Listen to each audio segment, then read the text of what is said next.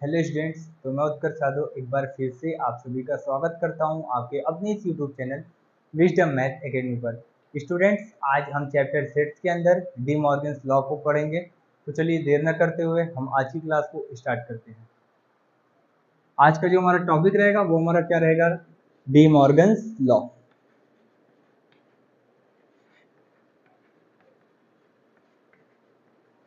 D Morgan's law इस chapter का important topic है, तो काफी ध्यान से इसको समझेंगे कि ये क्या होता है। चलिए मान लेते हैं हमारे पास कोई तीन सेट है, ए बी और सी। इसी के बेस पर क्या है, इसके लॉ है। कितने लॉ हैं? 4 लॉ हैं। तो पहला लॉ जो हमारा कहता है वो क्या कहता है कि अगर आप ए यूनियन बी का डैश निकालेंगे तो हमारा किसके बराबर आएगा? ए डैश इंटरसेक्शन बी डैश के। किसके बराबर आएगा? ए डैश इंटरसेक्शन बी डैश के। दूसरा लॉ हमारा क्या कहता है कि अगर आप ए इंटरसेक्शन बी का होल डैश निकालेंगे वो बराबर आएगा हमारा ए डैश यूनियन बी डैश। इन दोनों लॉ में आपको कुछ नहीं करना है, बस देखिए अगर यूनियन का डैश करना है तो हमारा इक्वल में क्या प्रूव होगा? इंटरसेक्शन प्रूव होगा, अलग अलग है ना। ठीक उसी प्रकार अगर हमको इंटरसेक्शन का होल डैश बताना है तो प्रूविंग क्या होगी हमारी? यूनियन में होगी। ठीक, तो तीसरा लॉ देखते हैं।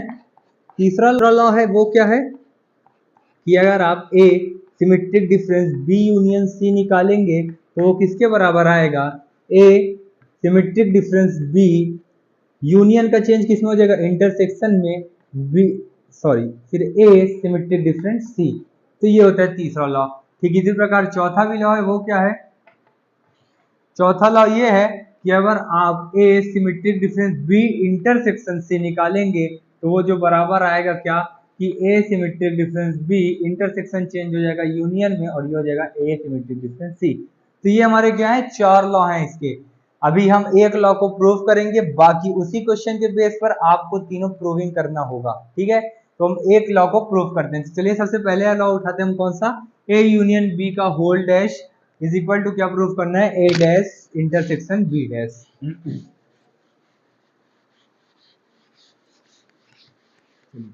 सपोज करते हैं एग्जांपल के तौर पर कि हमारे पास कोई एक सेट है जो कि दिया हुआ है 1 2 3 4 5।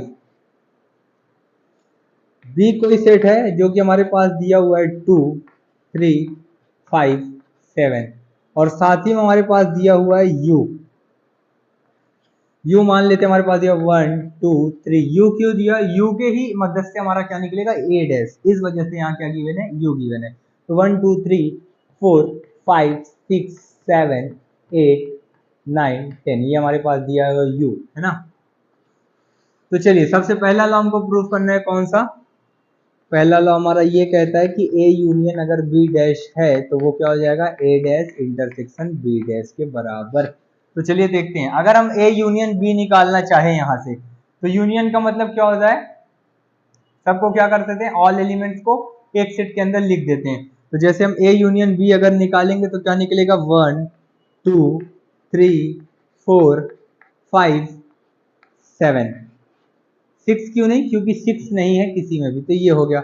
अब इसका डैश बताना है हमको। ठीक, अगर हम इसका डैश करेंगे, इसका डैश कहां से निकालेंगे? हम यू में देखेंगे, ऐसे एलिमेंट्स को देखेंगे जो इसके एलिमेंट जो यू में नहीं है। तो देखिए 1 भी है, 2 भी है, 3 भी है, 4 भी है, 5 भी है। कौन कौन से नहीं है? एक 6 नहीं है, 8 नहीं है, 9 नहीं है, 10 नहीं है। तो ये हमारा कौन सा साइड प्रूव हो गया? एलएचएस में हमारा क्या आया? ये आया है। तो अब हम आरएचएस लेते हैं, तो यहाँ एक बार करने से पहले आप लिख लेंगे कहा क्या कि इन एलएचएस। अगर हम एलएचएस में अभी लिए हैं तो एलएचएस लिख दिया। अब आरएचएस सॉल्व करते हैं, तो आरएचएस कुछ इधर देख लेते हैं। आरएचएस में क्या करना था? पहले हमको ए डैश बताना था। अगर हम ए डैश निकालेंगे तो हमारा क्या निकलेगा? 6 निकलेगा, 7 निकलेगा, 8 निकलेगा, 9 निकलेगा और क्या निकलेगा? साथ में ही 10 निकलेगा। इंटरसेक्शन क्या बताना है? बी डैश बताना है। बी डैश दिया 2 3 5 7। अगर हम बी डैश निकालेंगे तो 1 निकलेगा, 6 निकलेगा, 8 निकलेगा, 9 और 10 निकलेगा। अब आप आराम से इंटरसेक्शन बता सकते हैं। इंटरसेक्शन मतलब क्या होता है? कॉमन ढूंढना होता है। तो कॉमन हमको दिख गया, क्या दिखा? 6 दिखा, 8 दिखा, 9 दिखा, 10 दिखा। यहाँ हमारा क्या निकल गया, RHS। अब हम देखते हैं RHS या LHS इक्वल है दोनों, ये इक्वल है इसके, तो ये प्रूव क्या होगा, पहला लॉ हमारा क्या हो गया, प्रूव हो गया।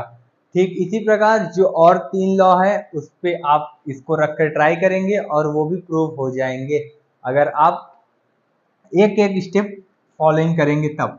ठीक है, तो अगर तो ऐसा है कि ये ए बी जो दिया हुआ है हम सी भी लिख दे रहे हैं, ताकि आप जो 3 बचे उनको क्या कर सके, प्रूव कर सके।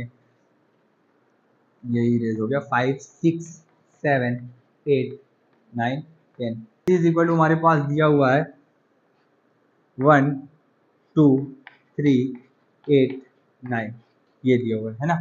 तो आप इसी की मदद से क्या कर लेंगे, बाकी जो 3 थ्योरम बचे हैं उसको क्या कर लेंगे, प्रूव कर लेंगे। आई होप आज की ये क्लास, ये टॉपिक आपको समझ में आया होगा। Thank you.